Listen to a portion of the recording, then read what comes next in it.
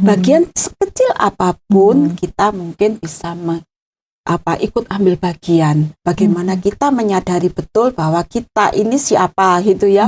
Kita ini kan hanya bagian kecil dari tubuh Kristus tadi. Yang karena pasti kita ketika kita sudah suntuk misalnya misalnya sudah suntuk di gereja ini, kepada siapa kita lari kalau nggak pada Tuhan? Itu jadi kedekatan kita jauh lebih dekat lagi itu sama Tuhan.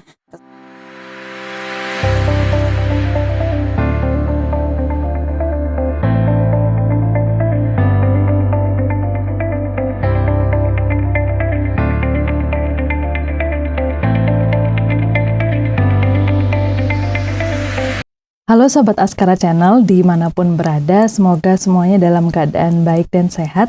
Dan kita kembali lagi di program Bincang Kita, bercakap bersama mencari makna. Dan seperti biasanya, sudah ada Ibu Eti Rahmawati di sini, ya, yang sudah siap kita berbincang-bincang ya Bu ya kali ini ya. Ya, Bu, ini topik yang akan kita bahas nih kali ini itu menyangkut soal komitmen. Tapi tidak sembarang komitmen, komitmen yang lebih spesifik yaitu komitmen kita dalam bergereja atau terhadap gereja begitu ya. Kan pasti sebagai orang Kristen kita ada bergabung di gereja masing-masing seperti itu ya. Dan memang tujuan kita utama untuk bergereja ya untuk beribadah ya kan, untuk mendengarkan firman Tuhan, untuk diberkati seperti itu ya Bu ya. Tapi dalam bergereja juga namanya juga bersama dalam satu kesatuan begitu ya.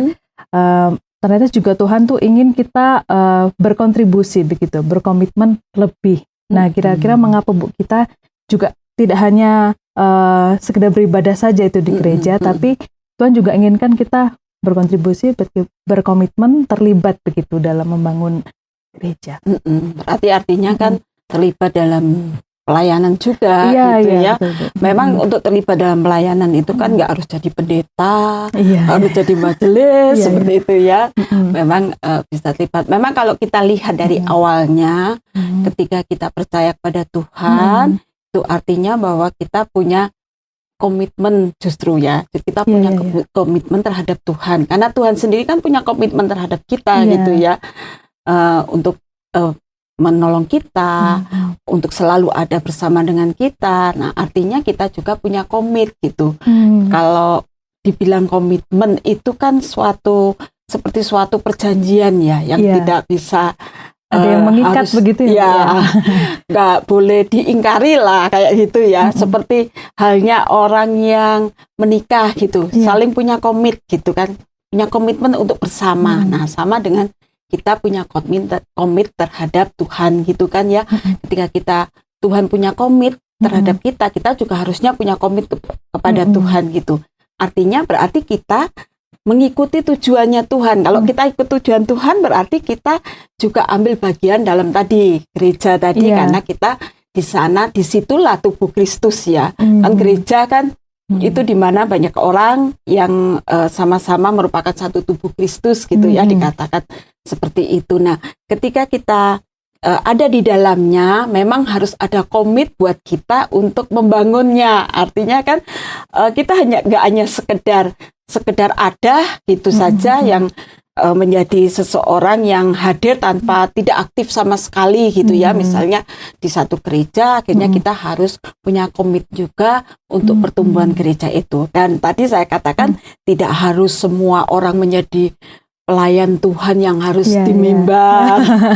Tidak harus semuanya. Jadi kalau di gereja-gereja tertentu ada yang namanya majelis gereja, atau mungkin ada yang pelayan gereja atau pekerja gereja. Tidak harus seperti itu juga gitu ya.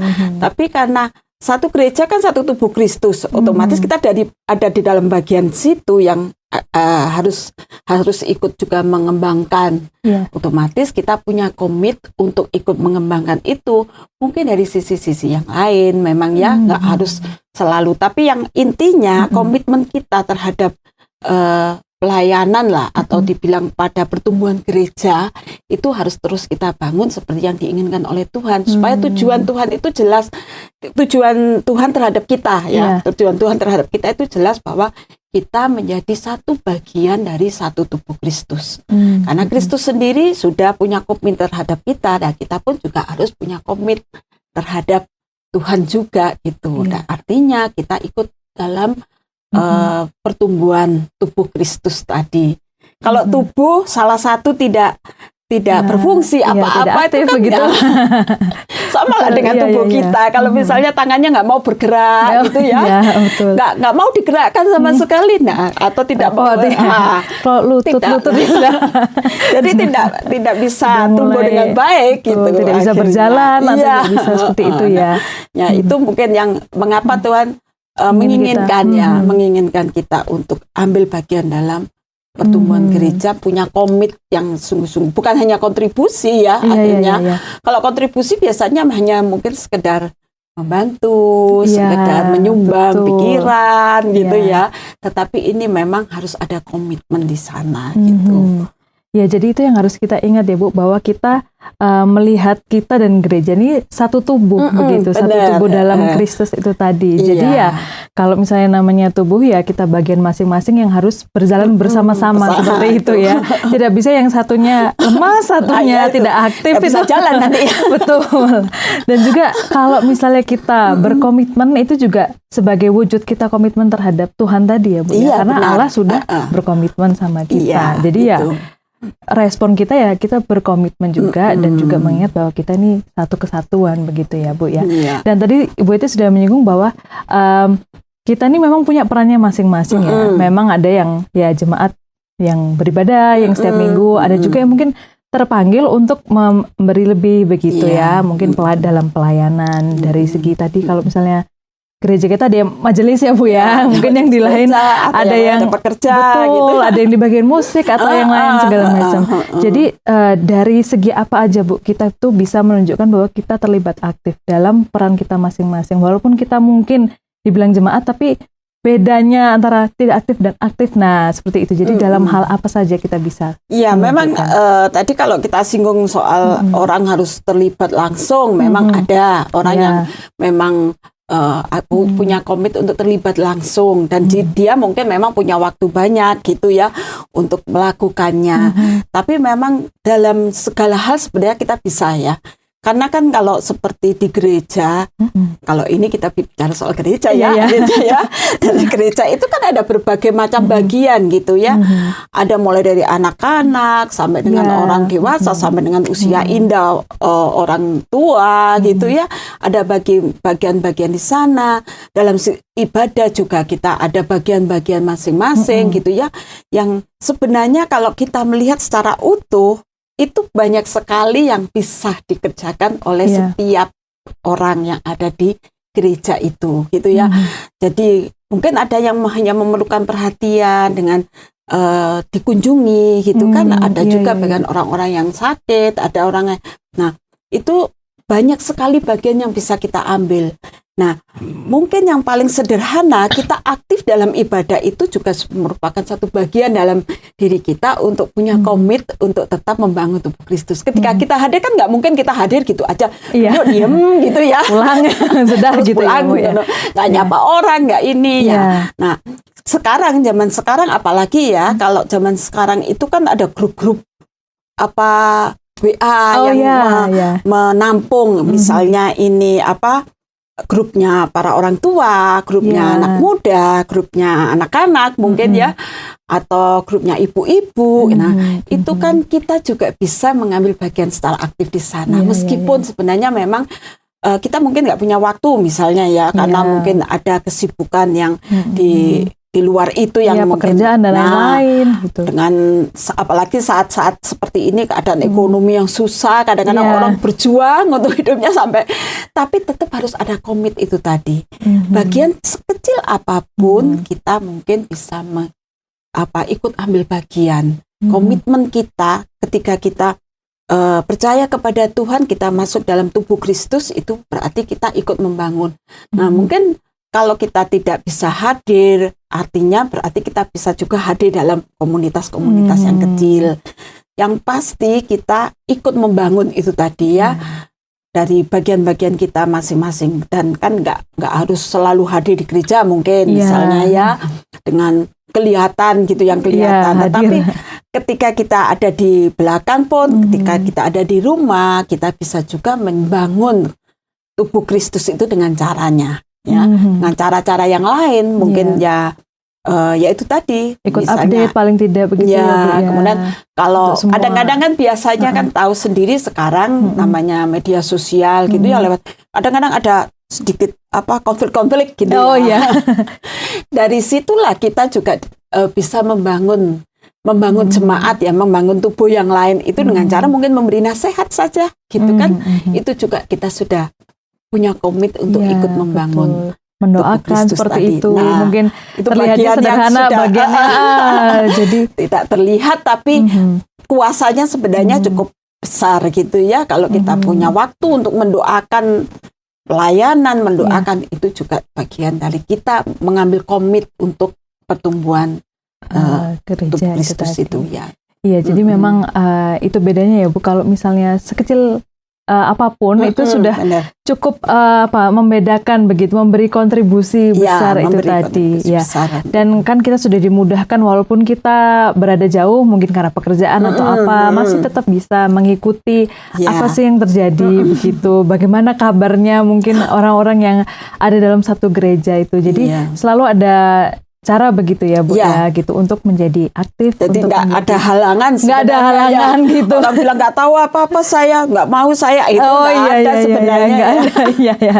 Karena toh kita ya memang jadinya grupnya banyak mungkin ya Bu ya kalau di WhatsApp, tapi artinya itu tidak menghalangi kita lah, malah memudahkan gitu. Tidak menghalangi untuk ambil bagian itu tadi bagian. Komitmen kita tersalurkan untuk pertumbuhan tubuh Kristus tadi. Iya.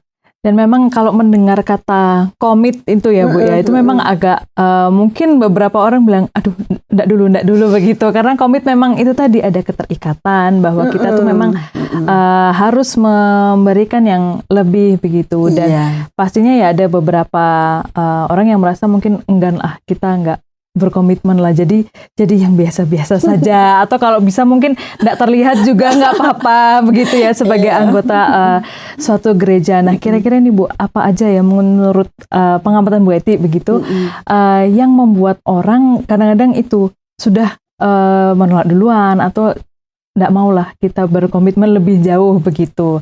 Apa yang kira-kira membuat enggan itu? Dan mungkin juga ada beberapa yang lebih memilih nggak usah satu gereja lah, kan ini pilihannya banyak, kita cari yang terbaik aja. Misalnya ibadah online kan, maksudnya saya juga waktu pandemi artinya milih-milih juga ya. Jadi karena pilihannya banyak, kita memilih khotbah ternyata yang di sini bagus, yang di sini bagus. Jadi ya tiap minggu menyesuaikan aja lah kita gitu memilih-milih. Nah kira-kira apa saja Bu faktor-faktornya yang membuat orang?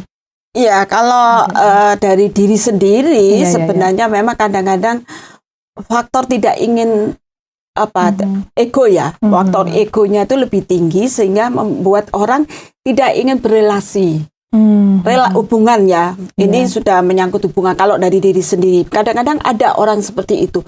Daripada nanti saya masuk ke sana, terus bertemu dengan orang-orang yang pokoknya yang terlalu banyak, apalagi gereja-gereja tertentu itu banyak aturannya, gitu ya. Iya betul. Nah itu juga bisa membuat orang mundur.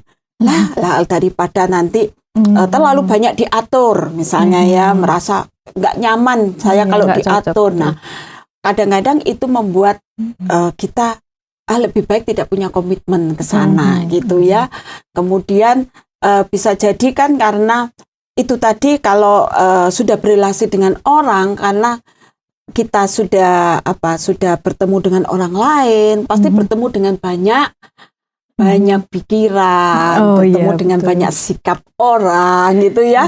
Kadang-kadang di gereja itu kan nggak semuanya itu rohani, nggak semuanya baik, nggak semuanya itu memiliki memiliki kedewasaan rohani gitu kan, nggak semuanya seperti itu. Itu yang membuat seorang kadang-kadang lebih baik mundur dulu daripada nanti saya berkonflik dengan orang lain. Itu sebenarnya kalau saya lihat bahwa menurut pengamat saya itu justru orang-orang yang dewasa rohani, karena kan ketika kita masuk dalam sebuah komunitas, otomatis kan kita harusnya sudah siap gitu ya. Betul, siap dengan yang dihadapi apa nih begitu. Itu pasti banyak orang, banyak yang berbeda-beda ya. Nah, Tapi kalau orang yang punya ego yang lebih tinggi, otomatis dia tidak ingin untuk bersama-sama dengan orang lain. Lebih baik mundur aja lah, saya di belakang aja lah, gitu ya. Meskipun sebenarnya dia punya kemampuan, punya waktu, gitu ya, untuk maju, tetapi dia lebih mundur gitu. Itu untuk diri sendiri. Tapi kalau yang menghambat dari sisi lingkungan, ya itu tadi sih sebenarnya aturan kadang-kadang itu yang membuat orang akhirnya mundur dari komitmennya. Kadang-kadang ada gereja-gereja tertentu itu kan punya aturan-aturan ketat gitu ya. Misalnya orang tidak boleh melayani kalau tidak lebih begitu. Dulu begini, banyak syaratnya begitu lah. Gitu. Atau kadang-kadang latar belakang itu juga mempengaruhi, gitu ya. Latar belakang seseorang itu kadang-kadang ada gereja yang punya aturan nggak boleh gitu ya. Padahal sebenarnya kalau dilihat kadang orang masih mau punya komitmen besar, tetapi terhambat oleh aturan yang ada, misalnya gitu. Ya. Mungkin juga dari lingkungan yang paling dekat dengan dia. Kadang-kadang keluarga juga kalau keluarga yang belum mengerti, belum dewasa, kadang-kadang juga menghambat kita berkomitmen. Malah tidak mensupport. Iya, betul. Jadi justru menghambat gitu. Misalnya kalau misalnya lebih detail lagi dikatakan kalau misalnya seseorang menjadi majelis gereja gitu ya. Tapi kalau keluarga ini nggak mendukung, otomatis dia akan terhambat terus, waktunya tugas nggak bisa, waktunya ini harus ke sana tidak bisa. Nah itu juga sangat mempengaruhi. Kadang-kadang hal-hal seperti itu yang membuat orang jadi komitmennya itu jadi tidak benar-benar komit gitu. Karena ada hambatan-hambatan yang seperti itu dari diri sendiri bisa, dari lingkungan, dari gerejanya sendiri juga bisa membentuk orang tidak bisa punya komit yang benar-benar bisa maksimal gitu ya. Tetapi ya memang cara mengatasinya ya kalau dengan situasi aturan gereja yang ketat gitu kita ambil bagian di mana yang kita bisa. Yang cocok begitu itu. Seharusnya seperti itu ya. Jadi ketika kita tidak bisa, saya nggak bisa di sini karena aturannya nggak boleh gitu misalnya. Padahal mungkin sudah sangat berkeinginan gitu bisa jadi memang ya Bu. Ya kita memang harus akhirnya punya ego kita itu sudah harus dihilangkan. Kalau saya ada orang yang kadang-kadang ngotot, masa sampai akhirnya jadi konflik malah lagi tidak lagi bertumbuh, gerejanya tidak bertumbuh melalui dia, tetapi justru menghancurkan gitu ya. Nah, berarti kalau ini tidak bisa, berarti saya harus mengambil bagian yang lain gitu misalnya.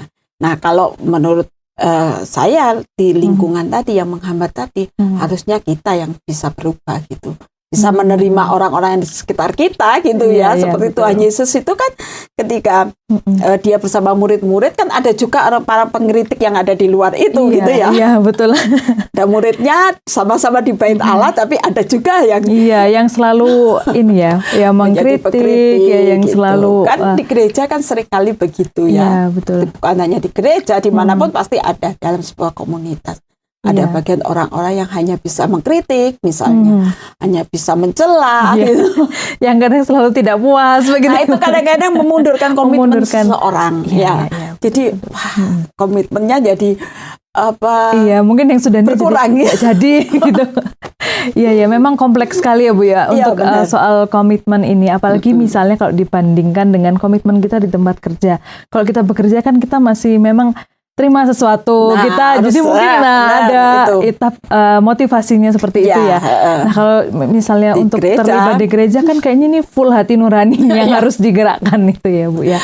Jadi komitmen yang harus datang dari diri sendiri. Iya benar. Karena semuanya dengan sukarela itu tadi, kemudian ya harus dengan rela hati menghadapi resiko semuanya itu ya Bu ya. Iya.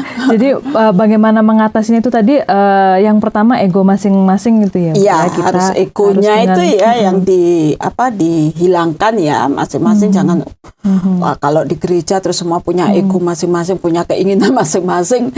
Jadinya gereja itu gitu. Betul.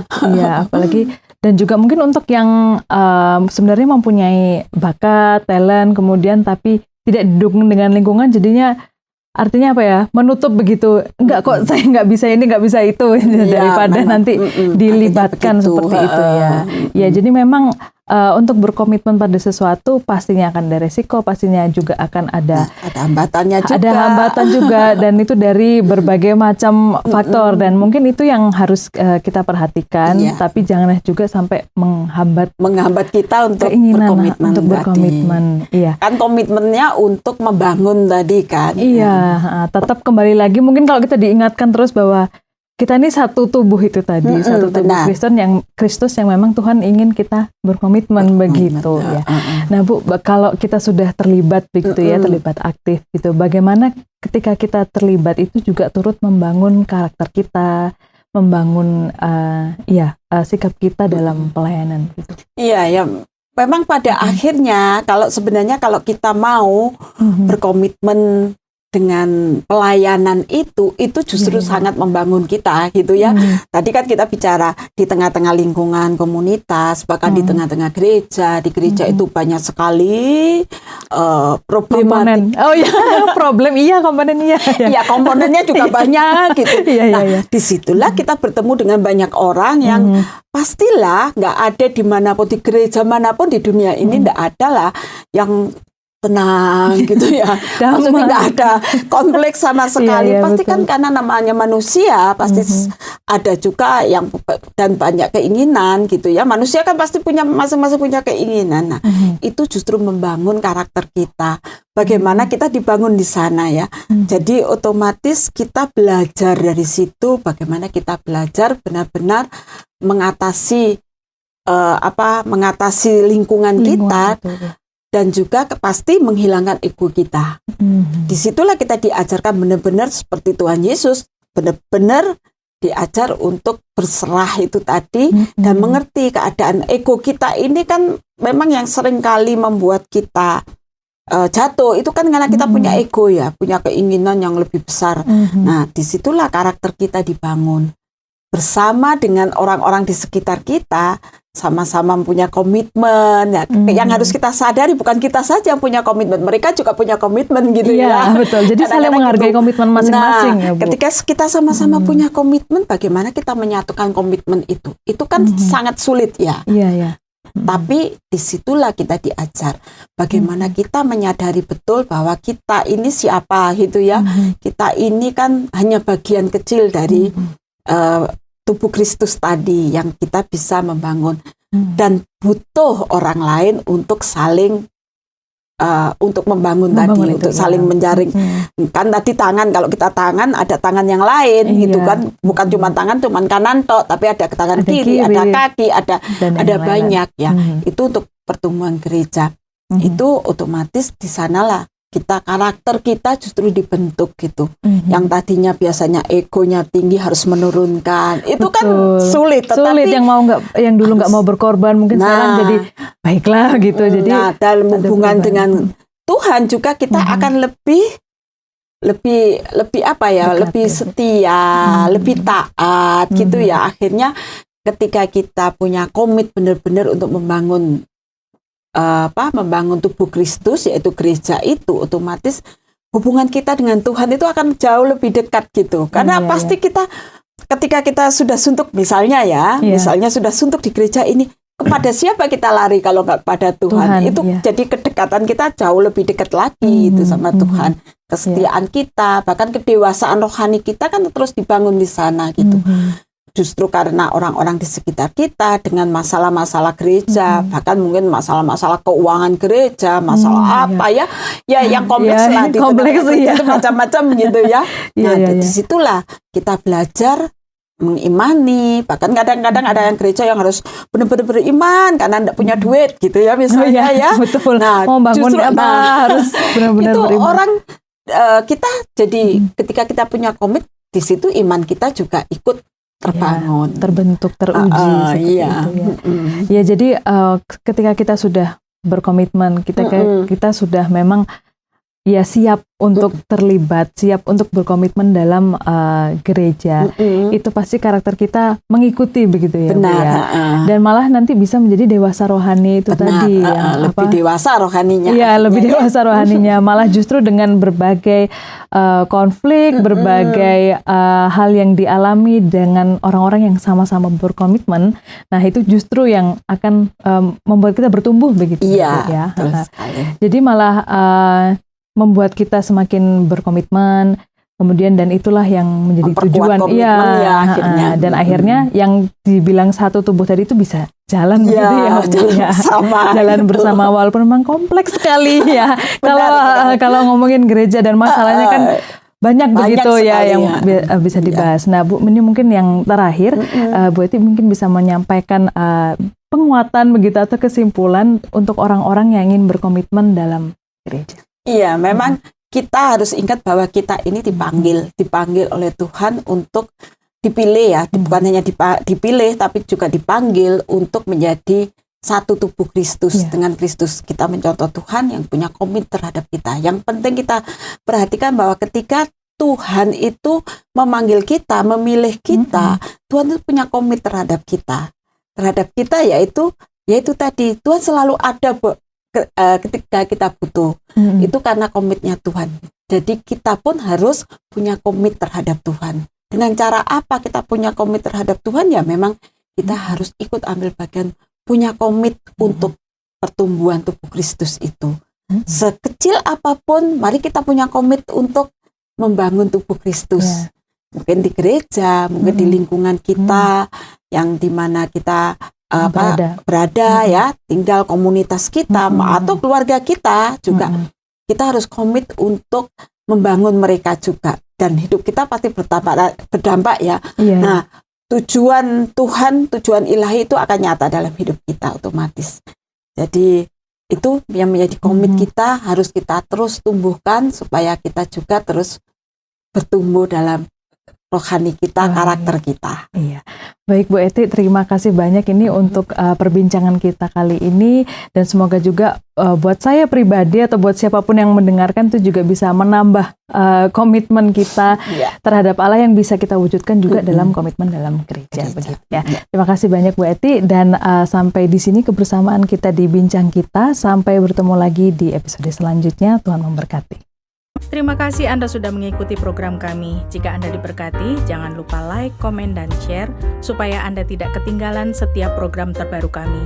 Jangan lupa juga untuk subscribe channelnya dan nyalakan loncengnya. Jika Anda ingin mendukung pelayanan kami, bisa melalui rekening kami berikut ini atau menghubungi kami di sini.